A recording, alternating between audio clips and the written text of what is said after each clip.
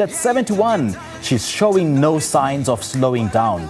The British folk rock singer will release her 22nd studio album on the 18th of June, and she joins us now via Zoom to tell us more about the consequences. Well, Joan Armatrading, all the way from South Africa with love, a very good morning to you. Thank you so much for joining us. Welcome to Morning Live. My pleasure, all the way from the UK. I'm in my 71st year. Not that I mind you making me a little bit older than I am, but I'm 70. And you make 71 look so good. I'm 70. So December, if you want to put this in your diary, December the 9th, I'll be 71. So all presents gratefully received.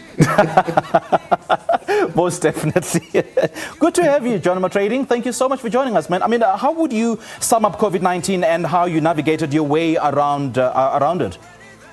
Well, I'm very lucky in terms of my work. It hasn't made any difference because I write alone anyway. Write alone, record alone, play everything on everything you hear on the album is just me. There's no other person playing. Yeah.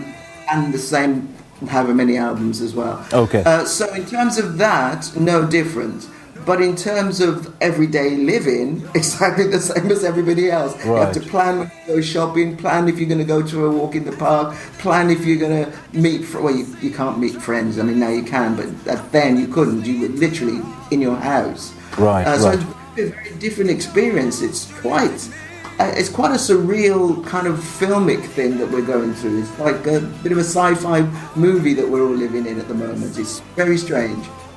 And for you, the pandemic was somewhat a blessing in disguise because you single-handedly put these albums together during this pandemic. Well, during every year. So this life, yes, it has an effect in the same way as it does with everything. Right. The album is actually called Consequences. And if we think about consequences, the pandemic is a huge consequence of something or someone doing something. So it's either somebody ate something and has passed this disease on, or somebody made a terrible mistake and allowed this virus to escape. So we don't know really what the start of it was. We don't know what made this happen, but we all know, the world knows the consequence of that action, and that's what consequence is about. It's about, kind of making sure that you know what your action is going to result in, because every action has a reaction. All right. Now, 22 albums later, and you still managed to get to the heart of the matter. How were you able to do that so effortlessly and make your music so fresh and relatable that still, to this present day, cut through borders, transcend, all age groups? Yeah, I don't even know how I do it. I do it because I love doing it. It's very natural for me. Nobody said, Joan, this is how you write a song, or this is how you express this emotion. I was just born to do it, and I do it, and I'm very happy that I can. I'm also a very now person. When I started writing, so I'd write on my guitar or piano, and then cassettes and things were introduced, so I'd write on the guitar, piano, put that on the cassette. Then I got my 2-track recording equipment. Then I got my 4-track recording equipment. Then I got my 8-track recording equipment. Then my 16-track. Then my 24. So I just kept with whatever was happening that day. The technology of the day. So when it moved to computers, I moved to computers. So I was never playing catch up. So I think I'm able to just have the freedom of just being able to do what I want to do when I want to do it. We know that every single day is a learning curve. We learn something new every single day. So what did the process of single-handedly putting this album together teach you about your own self and your own musical abilities?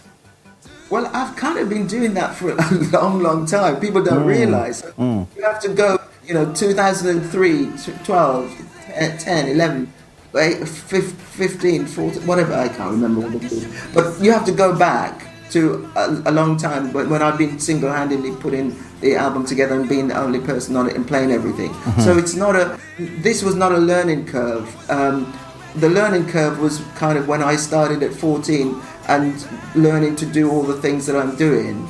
But as I said, every time something is new, I try and be there with the newness. So I'm not playing catch up. I try not to play catch up. I try to be in the now. That's what I try and do.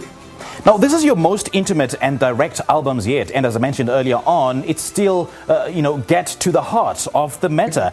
Why was this an important route or direction to take?